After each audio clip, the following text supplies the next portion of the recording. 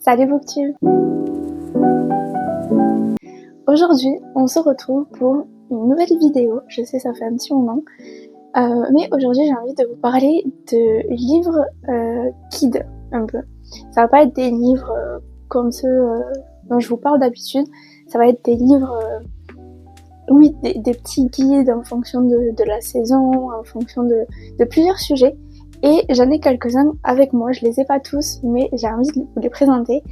J'en ai à peu près 10, dont 5 sont d'un sujet, sont de la même famille entre guillemets, et les autres pareil. Donc c'est parti, je vous montre ça tout de suite. Donc en premier, j'ai envie de vous parler des petits livres qui s'appellent les livres Mon Cahier, qui sont sortis chez Solar Édition. Donc en fait ils sont comme ceci. Je sais pas si vous en avez déjà vu passer, mais moi ça fait très longtemps que j'en ai. Peut-être avant le Covid ou alors juste après. Alors ici j'ai que ces 5 là, non 6 pardon, mais chez mes parents j'en ai une tonne. Je les ai pas tous pris parce que vraiment, sans mentir, je pense que je vais en avoir presque 30. Et j'adore ces petits cahiers, je les ai pratiquement tous lus, sauf ceux-là. Ceux-là je les ai pas encore lus, mais du coup je vais vous les présenter un par un. Le premier que j'ai dans cette pile, c'est Mon Cahier Créativité. Donc c'est vraiment pour aider à libérer la créativité qu'on a en nous avec des petits exercices. On a des... vous voyez, je vais vous montrer l'intérieur, comme ceci. Et j'adore la créativité, j'adore essayer de créer plein de choses à chaque fois. Et je trouve que ces petits cahiers, ils sont vachement intéressants, ils sont très très courts et j'adore les designs à l'intérieur, comment c'est fait. Et franchement, j'en suis fan. Celui-là, franchement, je devrais le lire parce qu'en ce moment, je bloque un peu sur le côté créativité, mais je trouve que c'est un super petit livre. J'ai le cahier Ikigai, je crois qu'on dit, c'est un mot japonais, donc je sais pas trop. Donc ça, c'est la méthode du bonheur made in Japan. C'est un peu comme le Higa. C'est la méthode de bonheur dans les pays nordiques, islandais, tout ça. Pareil, j'aime beaucoup. Alors, ils ont changé de design entre les anciens et les nouveaux. Vous voyez? Franchement, je préfère largement les anciens designs aux nouveaux. Mais bon, ça change pas grand chose, mais c'est vrai que je préférais les anciens. Donc, celui-là, c'est pareil, vous avez des petits textes, vous avez des petites parties à remplir aussi pour apprendre peut-être à vous connaître, à ce que vous aimez, tout ce qui peut vous apporter du bonheur dans votre vie en fait. Donc j'ai mon cahier Glow, celui-ci il est trop beau, j'adore. Et c'était avec Sleeping Beauty, c'est une influenceuse, je crois, je connais pas du tout. Mais, donc ça, pareil, c'est pour rayonner de l'extérieur ainsi que de l'intérieur. Donc il y a plein de façons de prendre soin de soi qui sont notées à l'intérieur, que ce soit pour votre peau, pour vos cheveux, pour votre alimentation. Il y a des petites recettes et tout à l'intérieur. Je trouve ça super intéressant. Je vous montre. Celui-là, il faut trop que je le lise parce que je suis très intriguée. Du coup, c'est Mon Cahier Rêve. Je suis très intriguée par le monde des rêves. C'est très vaste et très intéressant et très mystérieux, je trouve. Donc, parce que parfois, je sais pas si vous, quand je fais des rêves, je comprends pas trop ce qui se passe à l'intérieur. Et au début, j'avais pris l'habitude de les noter sur mon téléphone dès que je me réveillais pour pas les oublier, pour essayer de réfléchir aux significations, mais j'ai arrêté. Il faudrait que je recommence d'ailleurs. Dites-moi dans les commentaires si vous le faites. Mais voilà, ce petit livre peut vous aider à décrypter vos rêves, à ce qu'ils veulent dire, tout ça. Donc voilà, très intéressant, je suis là, très intriguant. Ensuite, pour les personnes qui aiment écrire. Parfois ça va de pair avec les gens qui aiment lire. Moi j'adore écrire d'ailleurs. C'est mon cahier écriture. J'adore la couleur en plus, cette espèce de rose froid, rose chaud, je sais plus, un peu rose bordeaux. J'aime beaucoup. Donc pareil, vous avez des petits exercices qui vous disent comment peut-être arranger votre espace écriture pour vous sentir mieux, pour vous sentir apaisé, pour mieux vous mettre dans votre esprit, en fait, dans votre tête pour écrire.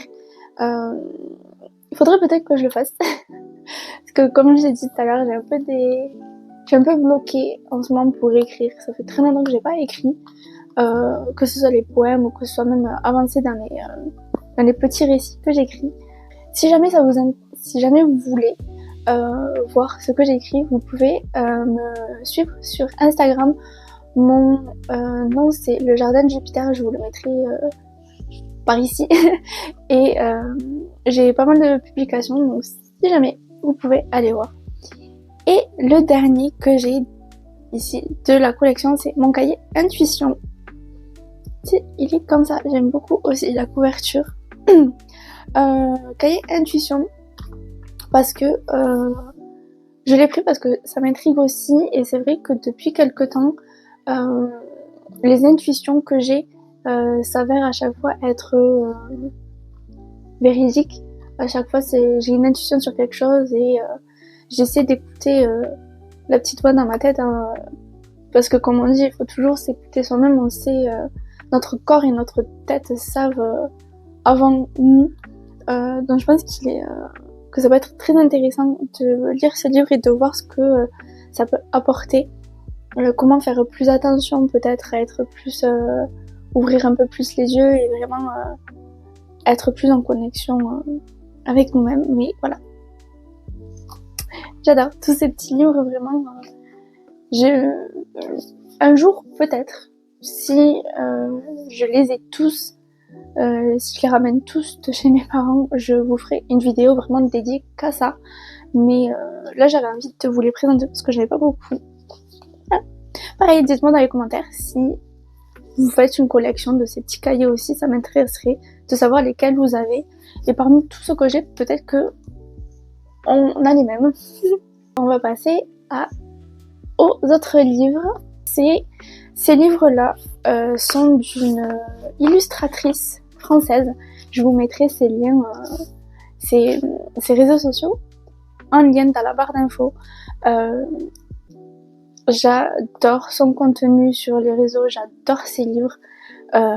C'est des petits guides pour les saisons. Du coup, je vais commencer avec le tout premier qu'elle a sorti des saisons. Le premier qu'elle a sorti, et en plus on est parfait. C'est parfait pour la saison vu que c'est mon automne cosy. Et du coup c'est de Carol from Woodland. Il est juste incroyable. Je vous montre aussi derrière. Je crois que c'est un de mes petits livres préférés. L'automne, c'est ma saison préférée. J'adore les couleurs à l'intérieur. C'est elle qui les a dessinées, du coup, qui a peint. Je trouve ça juste magnifique. À l'intérieur, on va avoir... Déjà, elle a fait un petit texte sur Mabon, donc l'équinoxe d'automne. Donc elle nous parle un peu, elle nous explique en quoi ça consiste, d'où ça vient, et je trouve que c'est super intéressant. Après, elle nous montre des petites décorations d'automne qu'on peut faire faciles, les fleurs aussi, les feuillages qu'on peut trouver, qu'on peut en faire de la déco, et je trouve ça, j'adore. Bricolage d'automne, elle vous montre comment faire une petite guirlande. Voilà, il y a des suggestions de livres à lire pour l'automne, des films, les séries, et elle n'a pas manqué de mettre Gilmore Girls. Du coup, c'est vraiment, je pense, une série phare de la saison d'automne. Pour ma part, je n'ai jamais vu. J'ai commencé la saison 1, mais j'accroche pas tant que ça. Ensuite, on passe aux petites recettes, parce qu'elle a mis des recettes. Elle a mis les légumes d'automne aussi qu'on peut trouver. Et donc dans les recettes, on en a une dizaine, je crois. Alors, donc là, on a le pumpkin spice tea latte. Ensuite, on a les compotes avec tout ce qui est les pommes, vu que c'est la saison un peu des pommes. Ensuite, on a le brownie, le banana bread. Ces deux recettes, ce sont mes préférées. J'adore. Ensuite, il y a des cupcakes, il y a des pancakes. Voilà, c'est franchement... Et ensuite, pour finir, elle nous parle de l'automne dehors. Donc là, on va partir dans tout ce qui est les animaux, la nature, comment c'est en automne. Et je trouve, encore une fois, les designs, ils sont juste magnifiques. Les petits champignons aussi. Ça, j'aimerais bien le faire. Elle nous met un DIY pour un herbier. Oh, il faut trop que je le fasse, c'est tellement beau. Et donc, voilà, c'est vraiment un petit livre. Si ça vous intéresse, si vous êtes fan de l'automne, si vous voulez faire des décos vous-même, si vous voulez vraiment vous plonger, vous avez celui-là. Et comme je pense que vous vous en doutez, elle a fait pour chaque saison. Donc on a l'hiver, on a le printemps et on a l'été qui est sorti récemment. Il est juste magnifique, celui-là c'est le dernier et c'est vraiment le plus épais de tous. Donc tous les livres en fait sont faits de la même façon. Vous avez des petites décos. Vous avez voilà les Yule, donc du coup c'est au moment, c'est quand le 21 décembre. Voilà, donc c'est une fête païenne associée au solstice d'hiver. Voilà, c'est la nuit la plus longue de l'année. On a évidemment les décos, donc du coup ça va être un mélange d'hiver et de Noël vu que c'est dans le thème. Donc toujours les DIY, voilà, pour faire des petites guirlandes, tout ce que vous voulez, des couronnes même. Donc ensuite pareil, il y a les films de Noël. Elle met les livres aussi, mais je sais pas où ils sont. Elle nous donne aussi des idées de cadeaux pour Noël. Je trouve ça super intéressant parce que c'est à faire vous-même et c'est vraiment des petites choses. Et on a bien sûr les musiques de Noël. On va aller dans les recettes. Donc là, on a par exemple la bûche de Noël. On a les cinnamon rolls, les fameux. Même si je trouve que les cinnamon rolls, ils iraient plutôt dans le livre de l'automne. Moi personnellement, je les mettrais plus là. Mais en vrai, ça va faire toute saison. Et du coup, pareil, comme sur l'autre, on part ensuite dans la nature de l'hiver pour voir les animaux, voir voilà, la neige. J'adore la neige.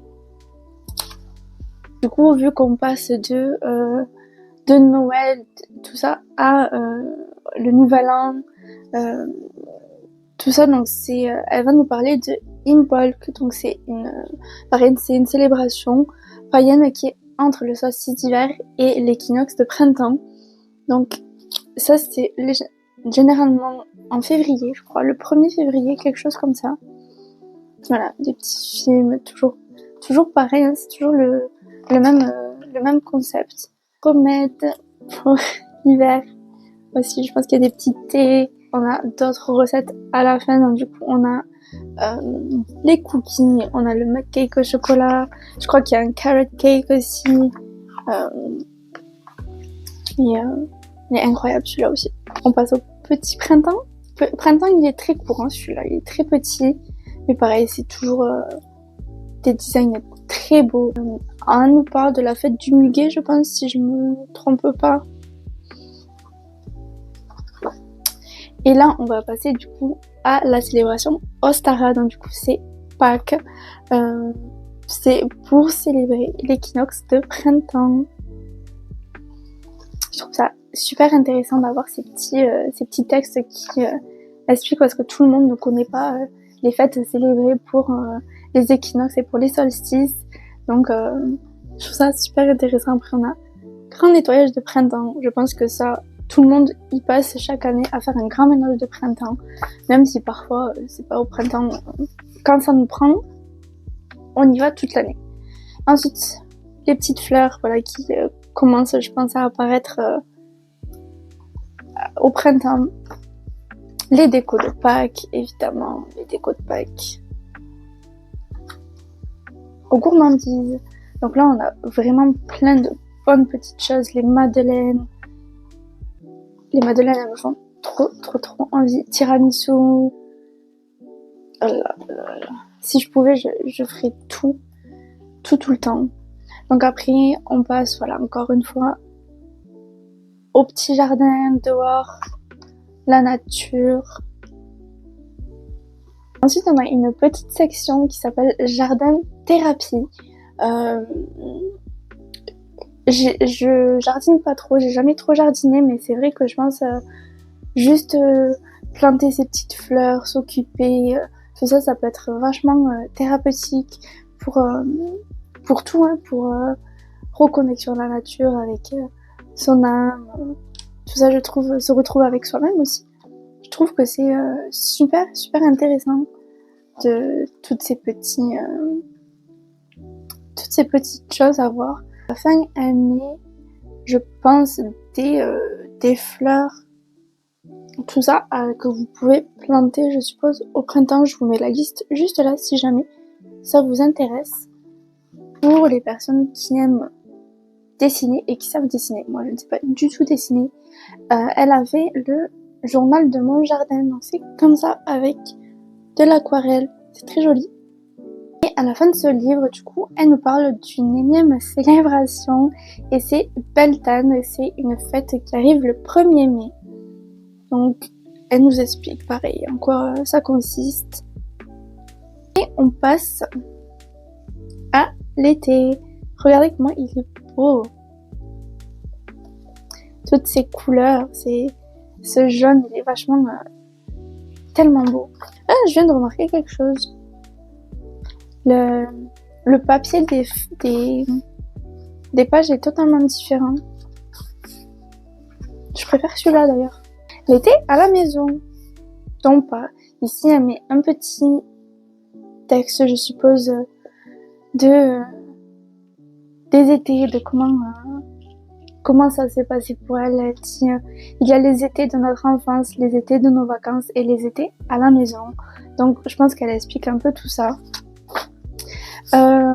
Encore une fois, elle parle de l'Ita.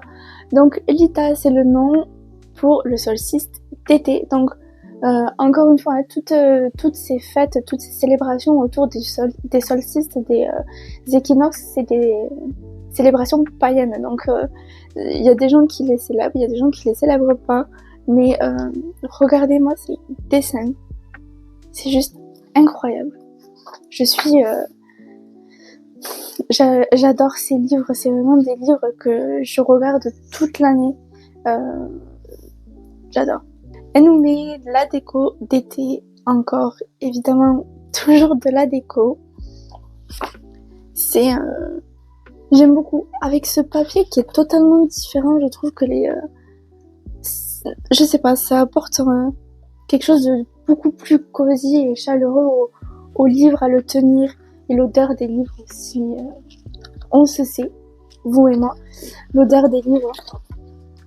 Ensuite, un mood de vacances chez soi, voilà, pour apporter les vacances si vous ne partez pas, peut-être, pour apporter l'été à vous avec la déco, avec des livres ou des séries et des petites gourmandises, bien évidemment. On passe tous durant l'été des soirées à l'extérieur où on a des amis de la famille qui viennent à la maison, et je trouve que ça peut être intéressant. Ça s'appelle une soirée d'été sur la terrasse. Donc elle nous propose, voilà, des petites recettes, je pense, ce qu'on peut faire, des petites décos, de la vaisselle.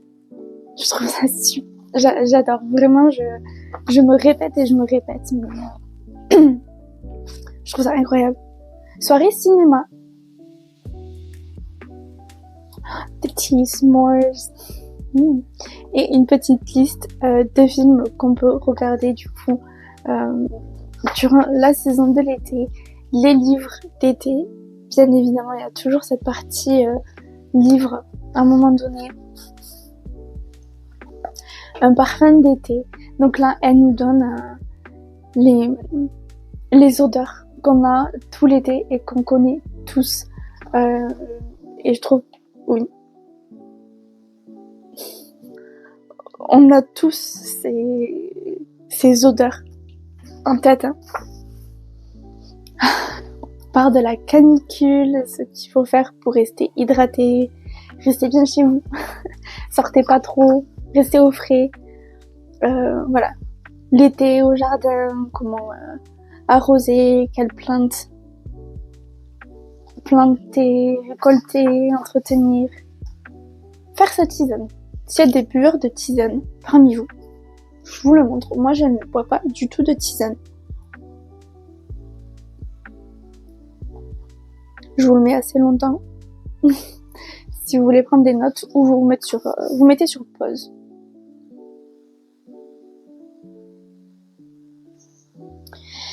Encore une fête païenne.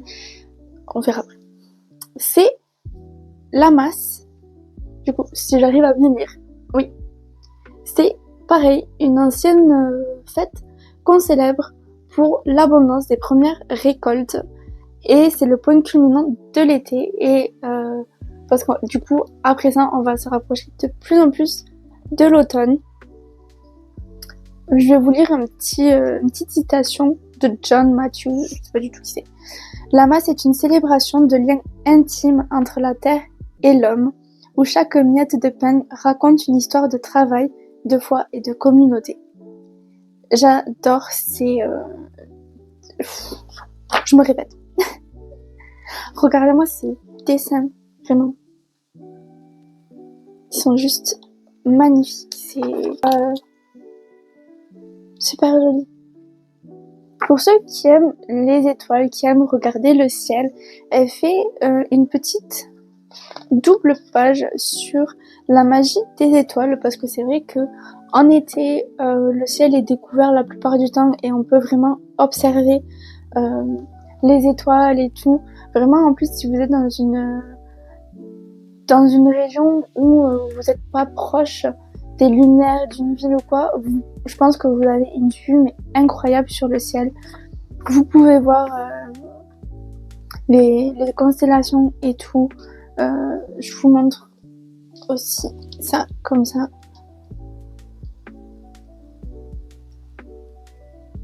On va passer aux gourmandises d'été. Donc là, il y a beaucoup de boissons. Donc tout d'abord, on a le thé glacé à la pêche. Je l'ai pas fait cet été. Cet été, on n'a pas eu un été incroyable ici. Donc, ensuite, on a la citronnade à l'ancienne et le Virgin Mojito. Ils sont incroyables. Ces couleurs sont juste magnifiques. Et ensuite, on a un petit milkshake à la fraise, un petit frappuccino pour ceux qui aiment le café.